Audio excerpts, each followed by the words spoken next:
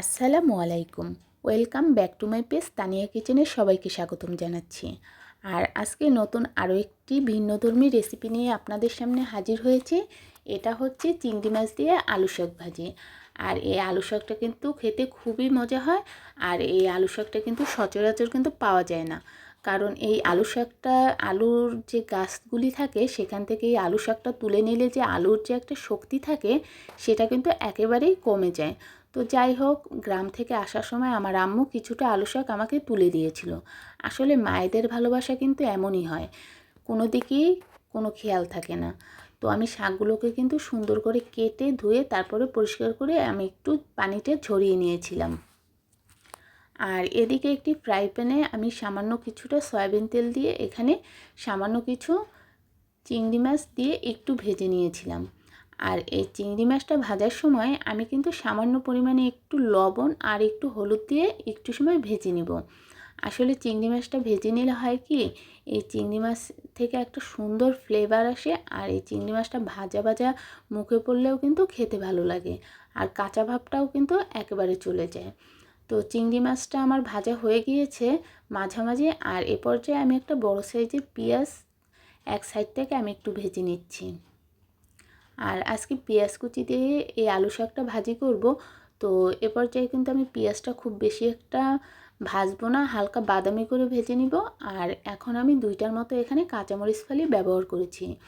তো এগুলি আমার যখন মাঝামাঝি অবস্থায় ভাজা হয়ে গিয়েছে, তখন আমি এখানে ওই চিংড়ি মাছের যে কিছুটা মাথা ছিল আর সামান্য একটু জিরা একসাথে কিন্তু বেটে নিয়েছি।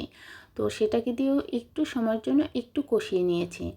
আর এখানে সামান্য কিছুটা পরিমাণে আমি রসুন বাটা ব্যবহার করেছি।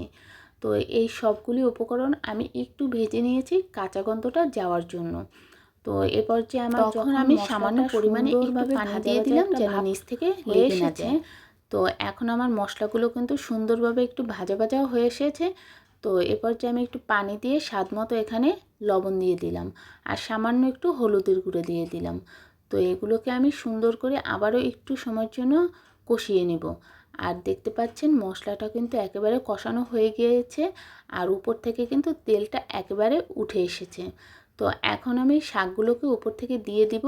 আর এই শাকগুলো দেওয়ার সাথে সাথে কিন্তু একেবারে কিন্তু মিলিয়ে যাবে এই মশলার সাথে।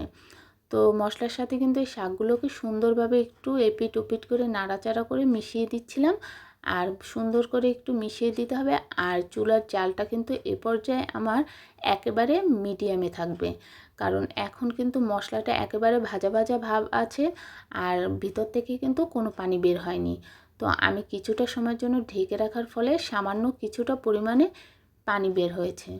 তো খুব বেশি একটা পানি বের হয়নি। তো এখন আমি আবারও একটু নাড়াচাড়া করে হালকা জালে কিন্তু এটাকে আমি ভালোভাবে একটু সিদ্ধ করে নেব। তো আবারও একটু ঢেকে দিয়েছিলাম। তো ঢেকে রাখার ফলে কিন্তু আবারও কিন্তু একটু পানি বের হয়ে অনেকটাই কিন্তু সিদ্ধ হয়ে গেছে। তো এ পর্যায়ে আমি একেবারে ঝোলের পানিটা দিয়ে কিন্তু আমি সুন্দরভাবে একটু নাড়াচাড়া করে একেবারে ঢেকে দিলাম। তো এ পর্যায়ে কিন্তু আমার পানিটাও কিন্তু শুকিয়ে গিয়েছে। আর একটু চামচের সাহায্যে আমি একটু ভেঙে ভেঙে দেব, যেহেতু ডাঁটাগুলো একটু বড় বড় আছে। তো এগুলোকে আমি সুন্দর করে একটু ভাজা ভাজা একটা ভাপ করে নেব। আর এই আলু শাকটা কিন্তু খেতে খুব মজা লাগে।